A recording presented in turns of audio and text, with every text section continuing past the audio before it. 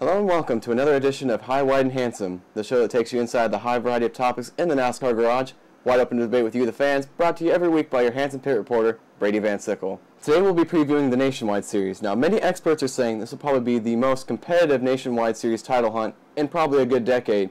The series has suffered from identity issues. It's really kind of hurting for its own core fan base due to lack of good shows and just Cup drivers coming in and taking all the glory from the Nationwide drivers. But with the new NASCAR rule implemented in 2011, mandating drivers only race for one championship, it has helped tremendously. And this year, we're going to start reaping the benefits. Now, probably the biggest headline heading into this year is the drivers that are coming back to the Nationwide Series to try and revitalize their career.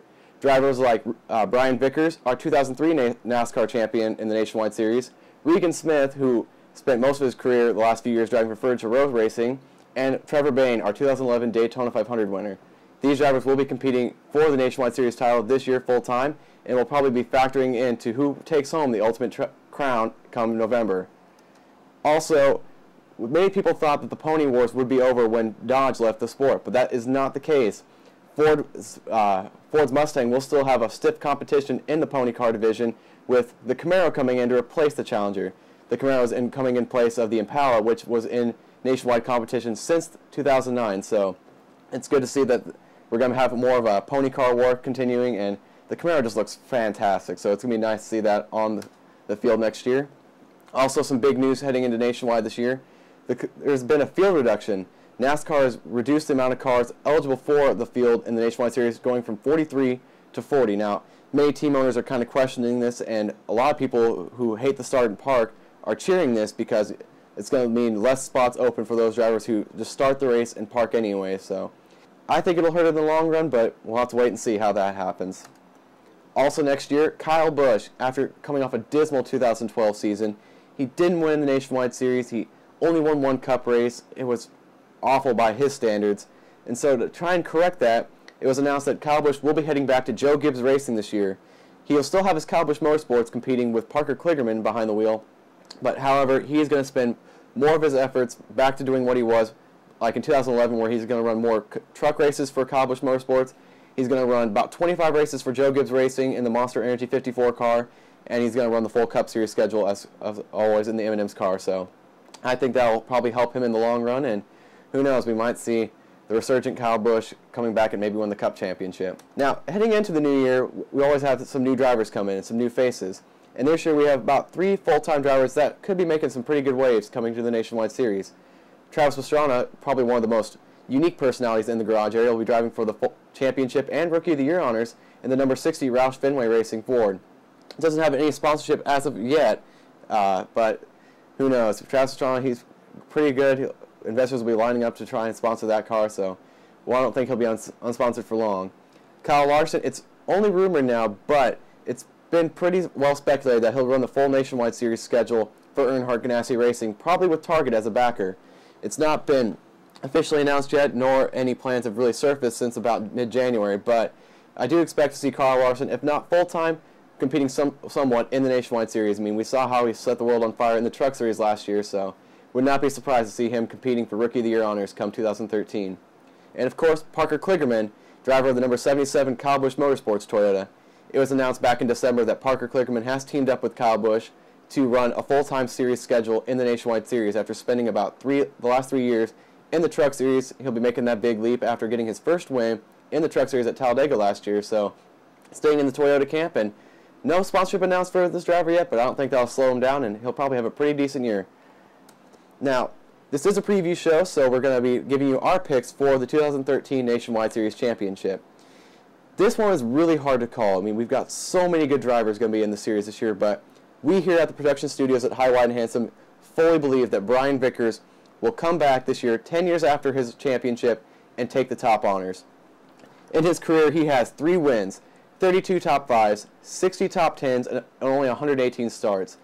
He's a heck of a talent. He's going to have top flight equipment. Joe Gibbs Racing has won the last 3 or 4 Nationwide Owner Series championships, so you know he's going to have the power behind him, and I do believe that he will come out in the Nationwide Series this year and take the overall crown.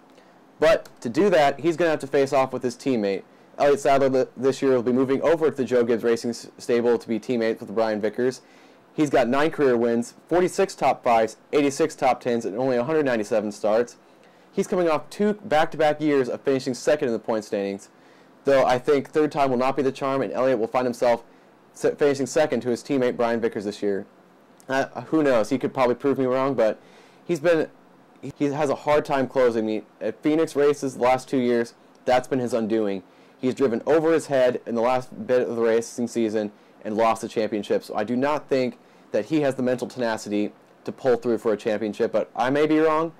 But I do not believe a championship is in the cards for this year for Elliott Sadler. Up next, we have Austin Dillon driving the number 3 Advocare Chevy. I do not think, despite what most people would believe, that he will back up his results in the Truck Series, where he won Rookie of the Year honors and the championship.